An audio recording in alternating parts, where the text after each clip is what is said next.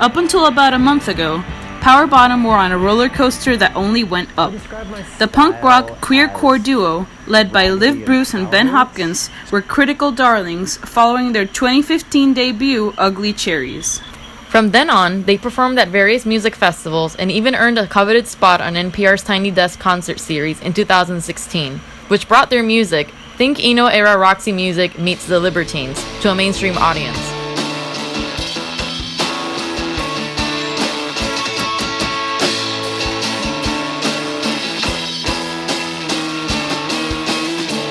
My girl gets scared, can't take him anywhere. Their sophomore album, Pageant, released a little over a month ago on May 12, was received to wide critical acclaim.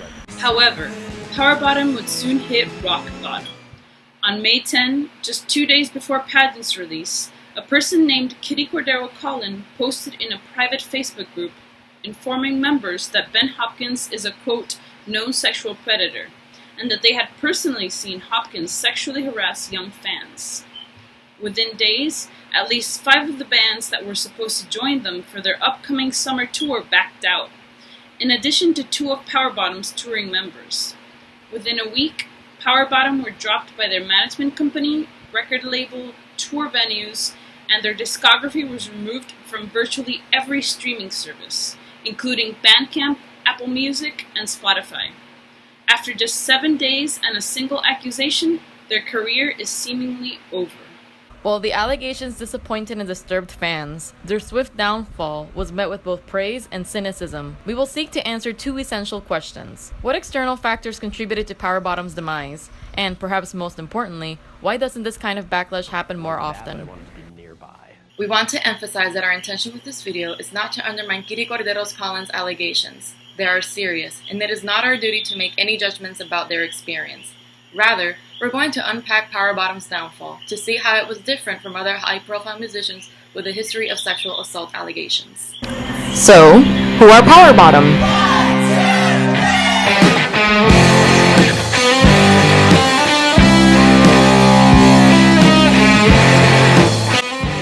Pwr Bttm formed in 2013 when its members, Ben Hopkins and Liv Bruce, were students at Bard College in New York.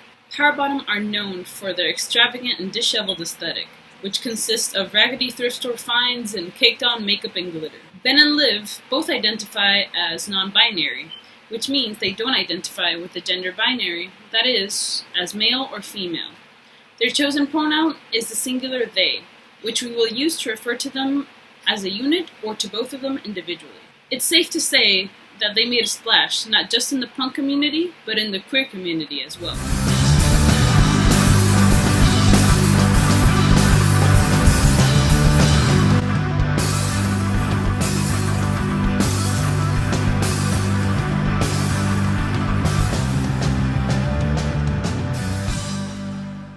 Starting with their name, Pwr Bttm's queer identity was at the forefront of their platform. The term Pwr Bttm itself is gay sexual slang, which can either refer to a man who can power through a bottom for long periods of time, or to a sexual bottom who can also be dominant and demanding in bed. Needless to say, there is not an ounce of heteronormativity in this band. Pwr Bttm took pride in their aggressive queerness. There's queer people everywhere, which is important to say. Like, there really are. And, you know, people, I hate it when people are like, what do you mean you're fucking playing in, like, Mississippi? Like, there's queer people everywhere. However, their queerness was a central part of their image for other reasons. They cared about queer youth finding comfort in the fact that openly queer and proud people as themselves existed. They were the role models they wished they had had when they were younger.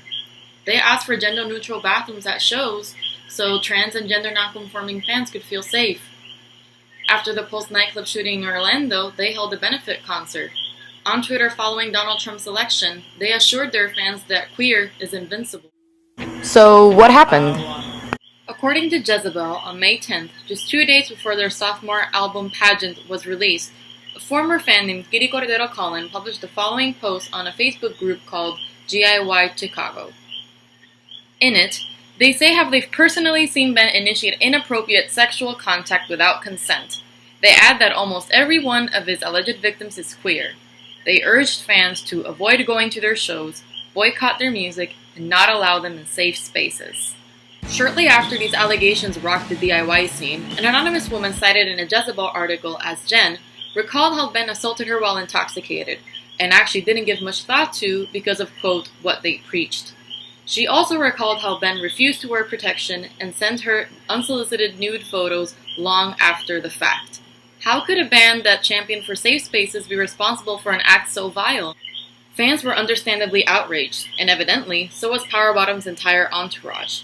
The same day Jen's interview was published in Jezebel, Pwr Bttm were dropped by their manager, record label, and over the next week, their entire repertoire of opening bands for their upcoming tour, live musicians, and virtually every streaming service.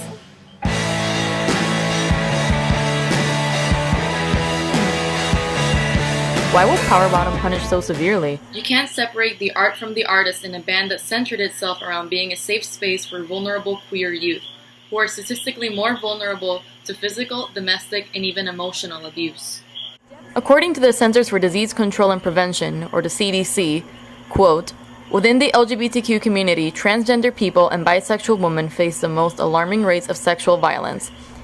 And according to the National Coalition of Anti-Violent Project's 2009 report on hate violence, 50% of people who died in violent hate crimes against the LGBTQ community were transgender women. The other half were male, many of whom were gender non-conforming. When Pwr Bttm, a queercore band who aimed to be a safe space for queer youth, is accused of targeting the very same people they sought to defend, their LGBT fanbase dropped them immediately as queer icons because Pwr Bttm punctured the bubble that once made their fans feel so safe. The image they once crafted feels fake, and any semblance of authenticity they had, whether through their bold fashion or lyricism, now falls flat. In a statement shortly after the allegations came to light, Polyvinyl Records, their former record label, released a statement which read, quote, there is absolutely no place in the world for hate, violence, abuse, discrimination, or predatory behavior of any kind.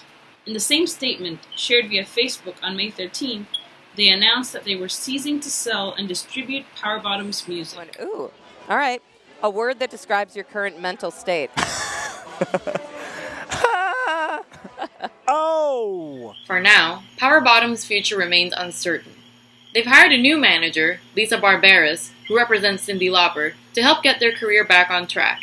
They've also hired an attorney, Jeffrey Koenig, who is helping them reclaim the rights to their music. As of June 14th, their former label, Father-Daughter Records, who distributed their 2015 debut Ugly Cherries, has agreed to re-release the album. Meanwhile, they have not been able to reach an agreement with Polyvinyl Records to distribute Pageant. Speaking of their swift downfall to Billboard, Barberis noted, to see Polyvinyl derail and potentially destroy the band's career in such an impulsive manner is very troubling. I have never seen a label respond in such an irresponsible way in the 30-plus years I've been in the music business.